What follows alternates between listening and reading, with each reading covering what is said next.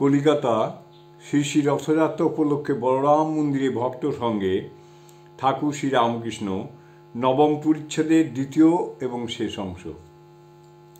শ্রীরামকৃষ্ণের কুষ্টি, ঠাকুরের সাধন কেন, ব্রহ্মজনী দর্শন।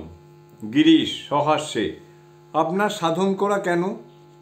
শ্রীরামকৃষ্ণ সহাস্যে, ভগবতী শিবের জন্য অনেক কঠোর সাধন করেছিলেন।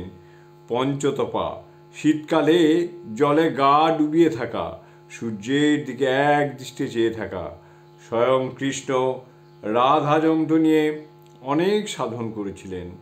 যন্ত্র ব্রহ্মজনী, তাঁরই পূজা ধ্যান, এই ব্রহ্মজনী থেকে কোটি কোটি ব্রহ্মাণ্ড উৎপত্তি হচ্ছে।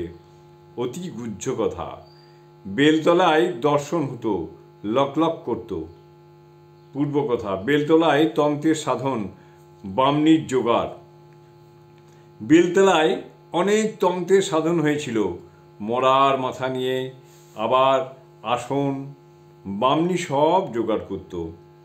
হরিপদর দিকে অগ্রসর হইয়া, সেই অবস্থায় ছেলেদের ধন ফুলচন্দন নিয়ে দিয়ে পূজা না করলে থাকতে পারতাম না। হরিপদর দিকে অগ্রসর হয়ে বলছেন ঠাকুর, সেই অবস্থায় ছেলেদের ধন ফুলচন্দন দিয়ে পুজো না করলে থাকতে পারতাম না। আর একটি অবস্থা হতো, যেদিন অহংকার করতুম তারপর দিনই অসুখ হতো। মাস্টার মুখনিশ্চিত অশ্রুতপূর্ব বেদান্ত বাক্য শুনিয়া অবাক হইয়া চিত্তার্পিতের ন্যায় বসিয়া আছেন।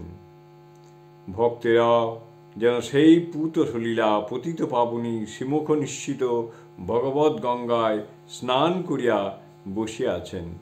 সকলে চুপ করিয়াছেন। তুলসী, ইনি হাসেন না। শ্রীরামকৃষ্ণ, ভিতরে হাসি আছে। ফল্গু নদীর উপরে বালি, খুঁড়লে জল পাওয়া যায়। মাস্টারের প্রতি, তুমি জিহ্বা ছোলো না? রোজ জিহ্বা ছুলবে। বলরাম, আচ্ছা, এর মাস্টারের কাছে পূর্ণ আপনার কথা অনেক শুনছেন। বলরাম বলছে, আচ্ছা, এর অর্থাৎ মাস্টারের কাছে পূর্ণ আপনার কথা অনেক শুনেছেন। শ্রীরামকৃষ্ণ, আগেকার কথা ইনি জানেন, আমি জানি না। বলরাম, পূর্ণ স্বভাব সিদ্ধ, তবে এরা, শ্রীরামকৃষ্ণ, এরা হেতুমাত্র। 9টা বাজিয়াছে। ঠাকুর শ্রীরামকৃষ্ণ দক্ষিণেশ্বরে যাত্রা করিবেন, তাহার উদ্যোগ হইতেছে। বাগবাজারের অন্নপূর্ণার ঘাটে নৌকা ঠিক করা আছে। ঠাকুরকে ভক্তেরা ভূমিষ্ঠ হইয়া প্রণাম করিতেছেন। ঠাকুর 2-1টি ভক্তের সহিত নৌকায় গিয়া বসিলেন।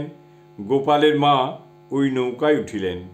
দক্ষিণেশ্বরে কিঞ্চিৎ বিশ্রাম করিয়া বৈকালে হাঁটিয়া কামারহাটি যাইবেন।